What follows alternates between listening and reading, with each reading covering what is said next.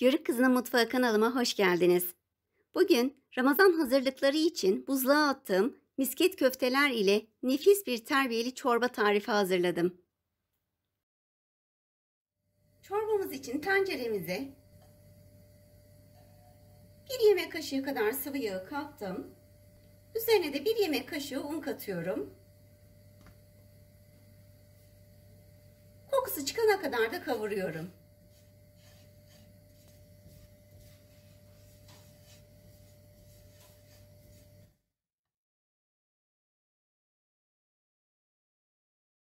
Unun kokusu çıktıktan sonra 1 çay bardağı şehriye ekliyorum. Ve tekrar kavurmaya devam ediyorum.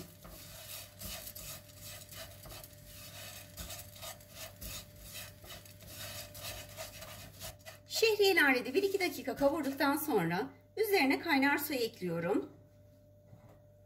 Şimdilik 1 litre su ekliyorum.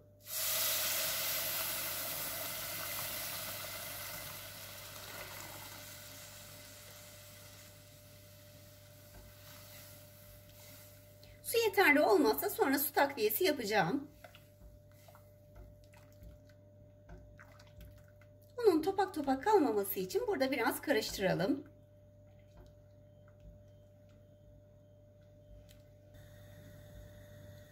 Üzerine haşlanmış 1 su bardağı nohut katalım.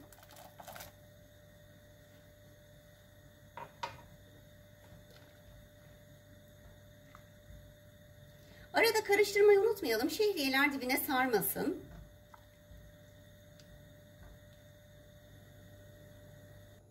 Çorbamız bir kenarda pişerken biz de küçük bir tavaya 1 yemek kaşığı kadar sıvı yağ katalım. Buzluktan çıkardığım köfteleri tavama atıyorum.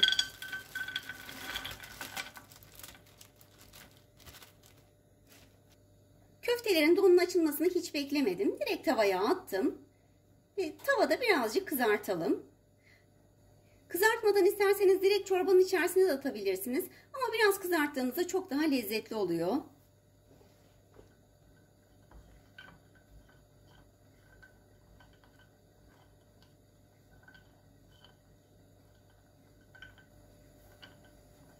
Bu arada köfte tarifim de kanalımda var. Oradan bakabilirsiniz. Az miktarda yapmak istiyorsanız malzemeleri yarı yarıya veya 3'te 1'e indirerek yapabilirsiniz. Bu kadar kızarması yeterli. Altını kapatıyorum. Çorbamızın terbiyesini hazırlayalım. Bunun için ben bir kaseye 4 yemek kaşığı böyle dolu dolu 4 yemek kaşığı yoğurdu koydum. Üzerine de 1 yemek kaşığı dolusu un katıyorum. 1 tane yumurtanın sarısı. Yarım da limon sıkıyorum. Daha ekşi isterseniz eğer 1 limonu tam sıkabilirsiniz. Ama yoğurdunuzda ekşi ise onu da dikkate alın lütfen. Çok ekşi de olmasın çorbanız.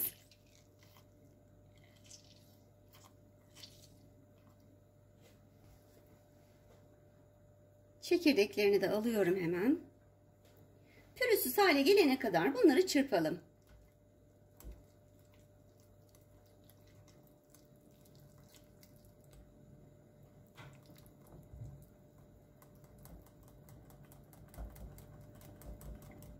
Terbiyenin kesilmemesi için çorbanın suyundan terbiyemizin içerisine katalım ve hızlıca karıştıralım.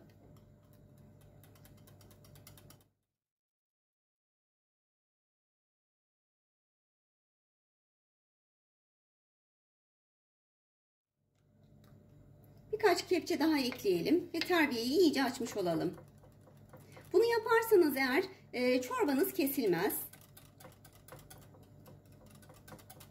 Bunu yapmadan direkt terbiyeyi içerisine dökerseniz çorbanız kesinlikle kesilir. O yüzden mutlaka bunu yapmalısınız. Hazırladığımız terbiyeyi çorbanın içerisine yavaş yavaş dökelim. Bir yandan da karıştıralım.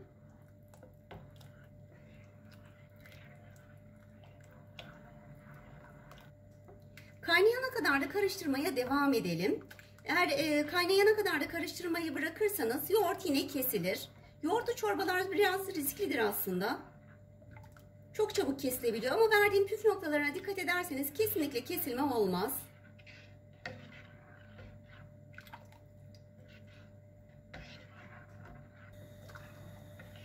Çorbam kaynamaya başladı. Sizlere şöyle kıvamını da göstereyim. Ben toplamda 7 su bardağı su kullandım. Ama kendi damak zevkinize göre su miktarını artırabilirsiniz veya azaltabilirsiniz. Biz böyle çok su gibi bir çorba sevmiyoruz. Biraz özlü olsun istiyoruz. Gerçekten kıvamı da çok güzel oldu.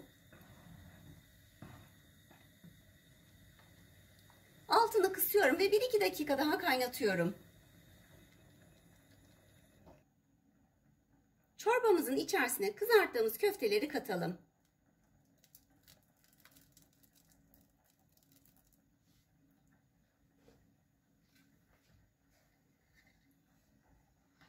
Ve karıştıralım.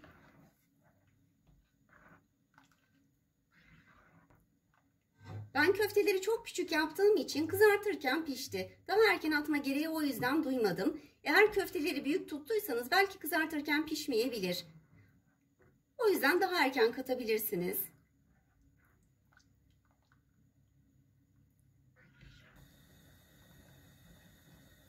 Çorbaya tuzunu en son atıyoruz. Mutlaka çorbaya kaynadıktan sonra tuzunu atalım. Yoksa o da kesilme sebebi olabilir. Ve 1-2 taşını da bu şekilde kaynattıktan sonra altını kapatıyoruz. Çorbamızın sosu için tavama 1 yemek kaşığı dolusu tereyağını aldım ve eritiyorum. Eriyen yağın üzerine 1 tatlı kaşığı nane katıyorum.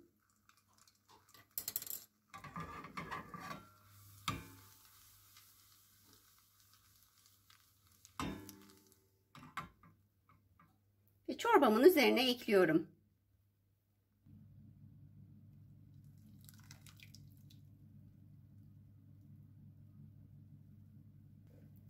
Çorbamız servise hazır.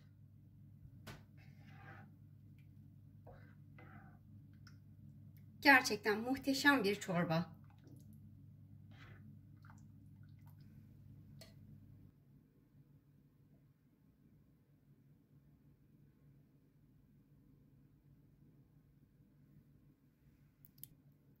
Kesinlikle yapmanızı tavsiye ediyorum. Daha sonraki videolarımda görüşmek üzere. Allah'a emanet olun. Kanalıma abone olmayı, daha sonraki videolarımdan haberdar olabilmek için zile basarak bildirimleri açmayı, beğenmeyi ve yorum yapmayı unutmayın.